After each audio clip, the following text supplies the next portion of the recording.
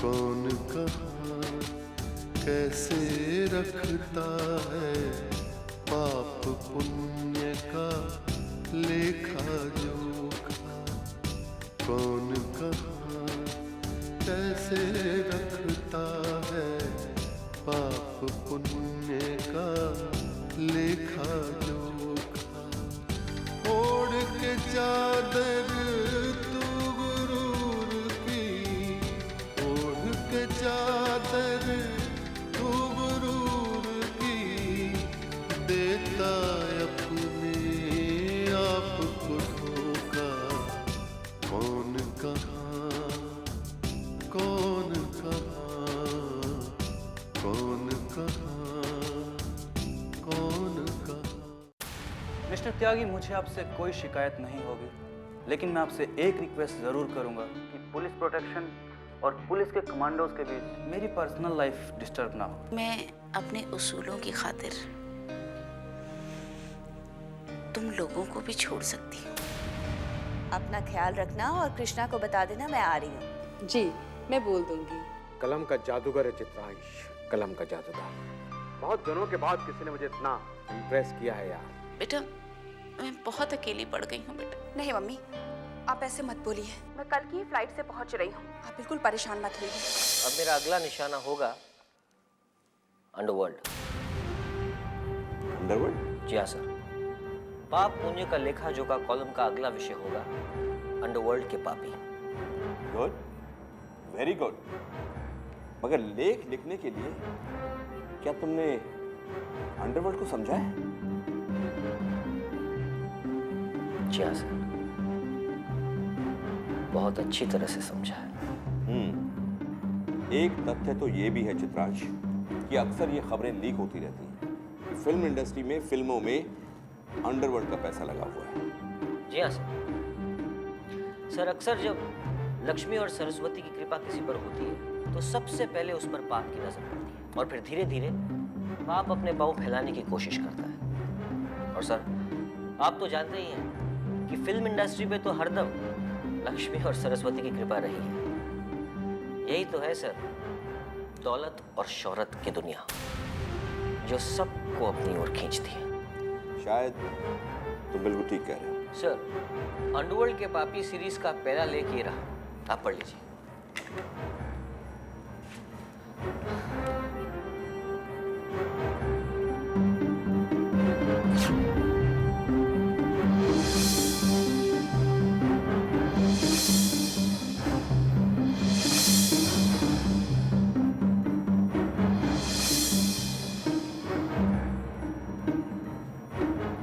Excellent, very good, excellent, good job, keep it up. Thank you sir. पाप पुण्य का लेखा जोखा। पाप पुण्य का लेखा जोखा। ओके ओके, हाँ जी ठीक है, मैं पहुंच जाऊंगा सर। Okay bye. आइए आइए रानी जी, बैठिए मेरे पास। इस घर में मेरे बैठने के लिए जगह कम नहीं पड़ गई है जो मुझे तुम्हारे करीब बैठना पड़े। मैं तो सिर्फ ये कहने के लिए आई थी कि मेरे बच्चों को हवा में उड़ने की आदत नहीं है, इसलिए तुम उन्हें हवा में उड़ने की आदत मत डालना। अरे ये क्या बात हुई? जब मैं अपने बलबूते पर उनके लिए कुछ करना चाहता हूँ रानी, तो फिर तकलीफ क्या है? तुम्हें उनके लिए कुछ करने की जरूरत नहीं है, वो लोग अपना रास्ता खुद ढूंढ लेंगे। जब उनका बाप उनको मंजिल देने के लिए तैयार है, तो उनको रास्तों पे भटकने की जरूरत क्या है? उन्हें अपनी मंजिल भी पता है और रास्ता भी पता है।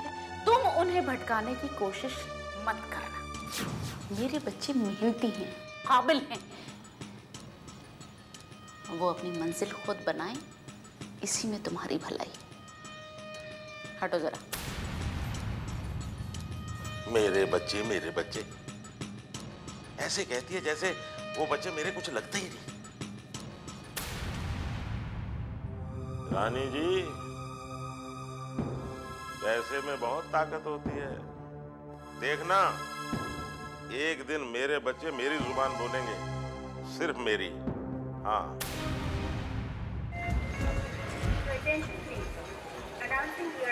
मनुष्य के जीवन में आध्यात्म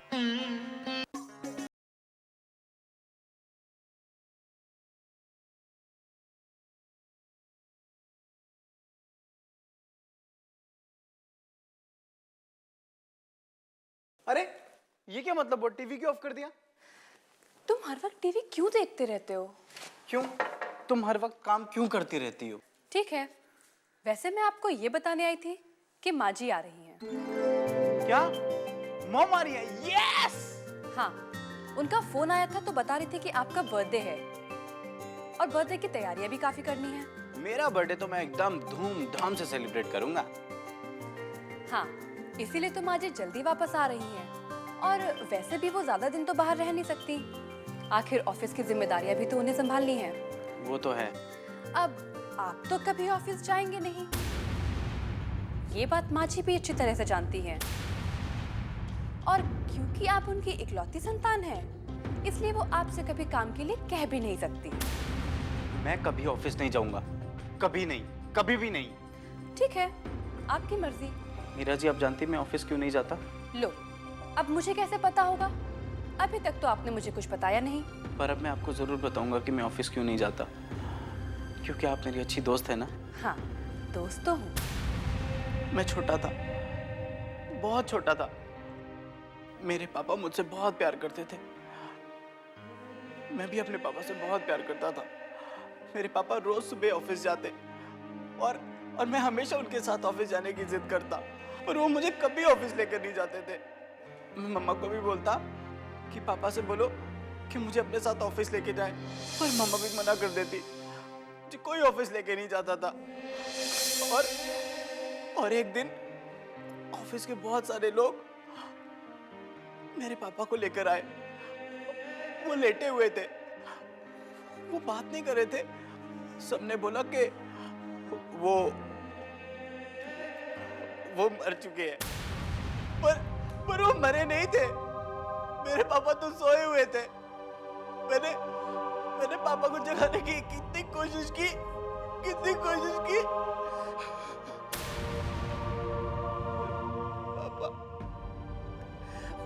पापा उठे ही नहीं पापा। फिर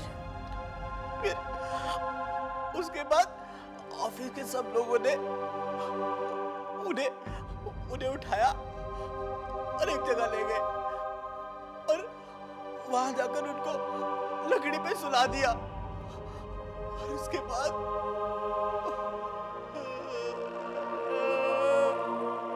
फूल में खुशबू, जिस्म में रूहें, आती कहाँ से जाती कहाँ है, स्वर्ग कहाँ है नरक कहाँ है, मर के इंसान जाता कहाँ है, मर के इंसान जाता कहाँ है।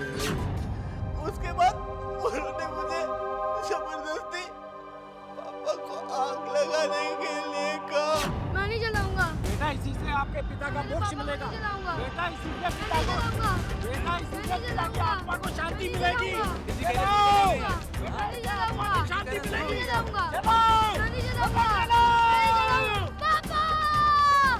शोहरत उसकी, दौलत उसकी, जब चाहे जिसको देखा, जब चाहे जिसको देखा है, वो ही बनाए, वो ही बिगाड़े, सब कर्मों का लेखा जोखा, कौन कहाँ,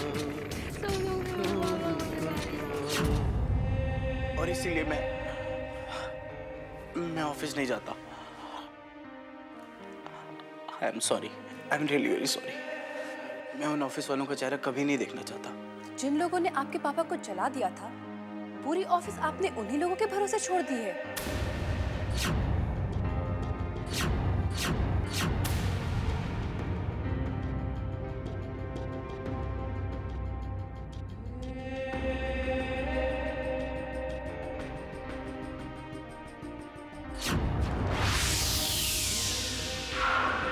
पाप पुण्य का लेखा जोखा,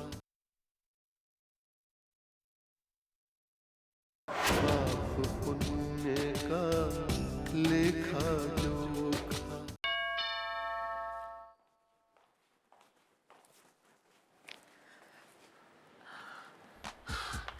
दीदी, मम्मी, मम्मी दीदी आ रही है। वाओ दीदी, व्हाट अ सरप्राइज। अरे जीजू कहाँ है? क्यों, मेरा स्वागत नहीं करोगी? ओह जीजू। जीजू नहीं आए हैं, मैं अकेली आई हूँ। मम्मी कहाँ है? अंदर। चल अंदर चल। क्या दीदी, आप भी ना अकेली आ गई? जीजू को लाती तो। अरे बेटा, उनको टाइम नहीं था।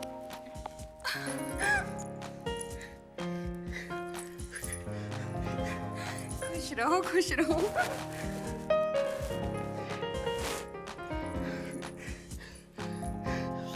दीदी अचानक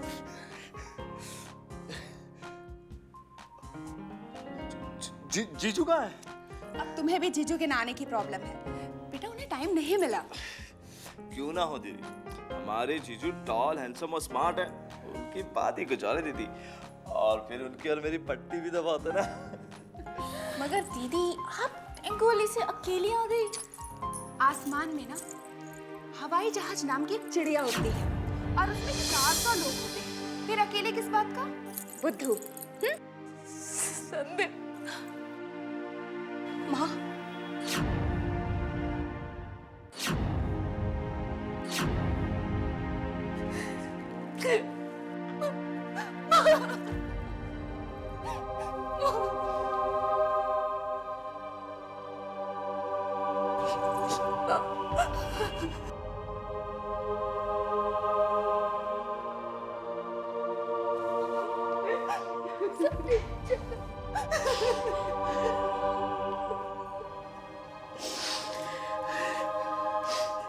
कैसी है? ठीक हो माँ, तुम कैसी हो? दीदी, दीदी अब तो पापा भी हमारे साथ हैं। बस आते ही होंगे। आप तो काफी बरसों बाद मिल रही हैं ना उन्हें, तो शायद पहचानेंगी भी नहीं। चुप रहो। जब से तुम दोनों को अपना होश नहीं था, तब से जानती हूँ मैं पापा को। उतनी अच्छी तरीके से जानती हूँ जितनी अच्छी तरीके से तुम लोग उन्हें नहीं जानते।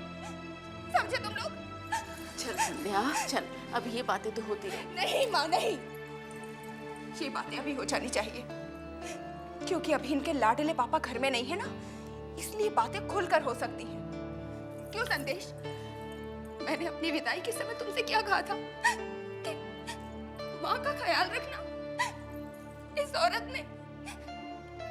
ने अपनी जिंदगी में बहुत बहुत दुख झेले। इसका ख्याल रखना। इस औरत ने जिंदगी में कोई सुख नहीं देखा।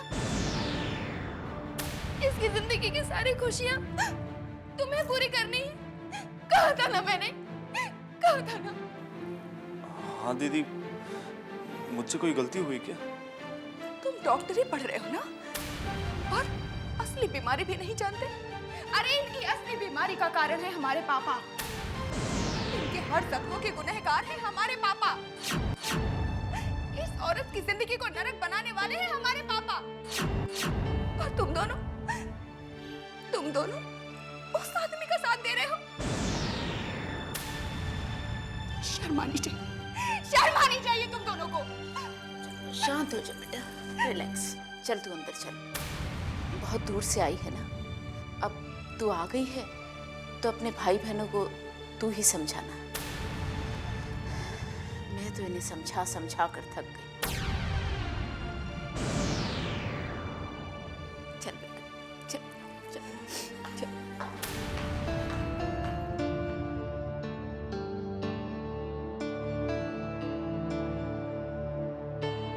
शायद मम्मी ने ही फोन करके दीदी को बुलाया हो, मगर घर में तो सब कुछ ठीक चल रहा है। फिर मम्मी ने ऐसा क्यों किया? और ये दोनों पापा से इतनी नफरत क्यों करते हैं? पाप पुण्य का लेखा जोखा, पाप पुण्य का लेखा जोखा। तो क्या कहती है मेरी हाथ की रेखाएं? बहुत जल्द तुम्हारा भाग्योदय होने वाला है। और ये जो रेखा गई है ना, छोटी सी, ये तुम्हारी मस्तिष्क रेखा है। भैया, मालकिन आ गई, मालकिन।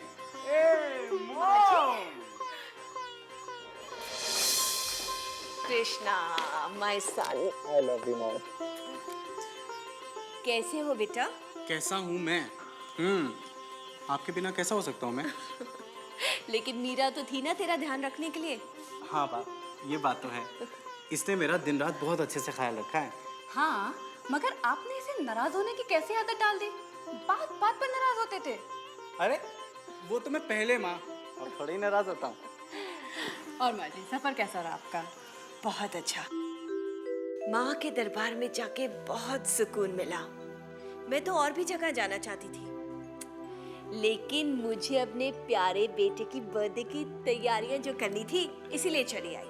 तो आपने मुझसे कह दिया होता, सारी तैयारियां मैं कर देती।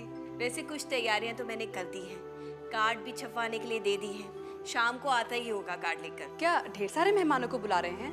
अरे साल में एक ही दिन तो आता है खुशियां मनाने के लिए।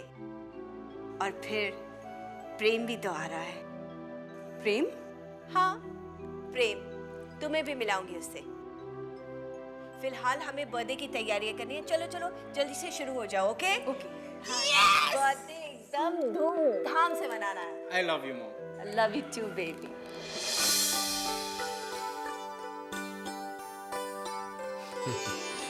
कृष्णा का बर्थडे। कांग्रेचुलेशन शकुंतला जी।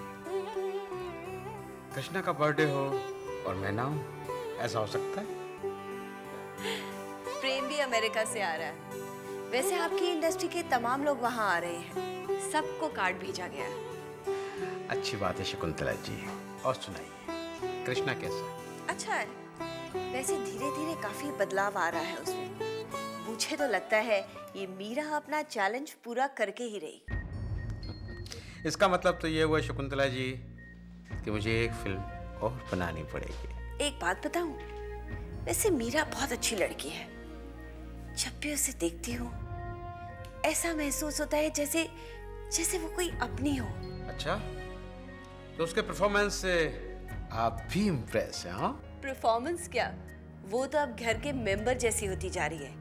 पार्टी की सारी तैयारियां वही तो कर रही है। तो बड़ी खुशी की बात है।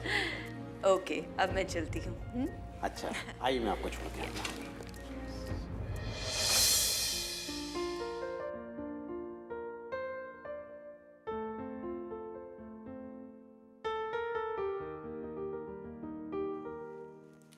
घनश्याम। हाँ मालकिन। माँ जी काफी सारे कार्ड तो खुद ही देने गई हैं और कुछ कुरियर से भेज दिए गए हैं। जी। ये सारे कार्ड तुम्हें दे के आने हैं। ठीक बा।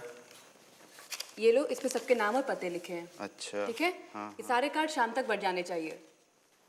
हाँ मालकिन, आपकी चिंता के लिए कोनो जरूरत नहीं बा। आज शाम तक हम कुल कार्ड सबके देते बा।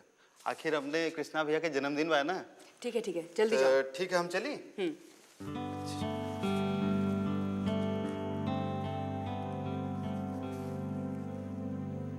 हेलो, शिवम डेकोरेटर्स जी। हमने आपके यहाँ सजावट के लिए एक आदमी को बुलाया था, वो अभी तक आया नहीं है। आखिर उसे भी तो वक्त चाहिए होगा ना जी। आप उसे जल्दी से भेज दीजिए। ओके। सब कितने खुश है ना? और आप तो ऐसे तैयारी करिए जैसे आपका खुद का बर्थडे हो। मेरा ना सही, आपका ही सही, पर बर्थडे तो है। और फिर सबसे बड़ी बात तो ये है कि एक खुशियाँ ही तो हैं, जिन्हें हम जितना बांटते हैं वो उतना ही बढ़ती हैं। सही कह रही हैं आप। वैसे आप बातें बहुत अच्छी करती हैं। अच्छा, तो अब आपको मेरी बातें अच्छी लगती हैं? हाँ। तो आप मेरी बात क्यों नहीं मानते फिर? अरे, मैं आपकी सारी बातें मानता हूँ। ठीक है, वो तो मैं बर्थडे के बाद देखूंगी कि आप मेरी बात कितनी मानते हैं। ठीक है, अरे बर्थडे वाले दिन तो क्या मजा आएगा। मालूम है मुझे कितने सारे गिफ्ट मिलेंगे, और इस दिन तो प्रेम भैया भी आ रहे हैं, बड़ा मजा आएगा। कृष्णा जी, एक बात बताइए, आपको आपके प्रेम भैया कैसे लगते हैं? प्रेम भैया तो मुझे बहुत अच्छे लगते हैं। तो फिर आप भी प्रेम जैसे ही क्यों नहीं बन जाते? अरे मैं प्रेम भैया जैसे कैसे बन सकता हूँ? अगर आप चाहें तो जरूर बन सकते हैं। और फिर माँ जी भी तो आपको प्रेम जैसा ही बनाना चाहती हैं। तो ठीक है, एक बार प्रेम भैया आ जाएं तो मैं उन्हीं से पूछूंगा कि मैं उनके जैसा कैसे बन सकता हूँ।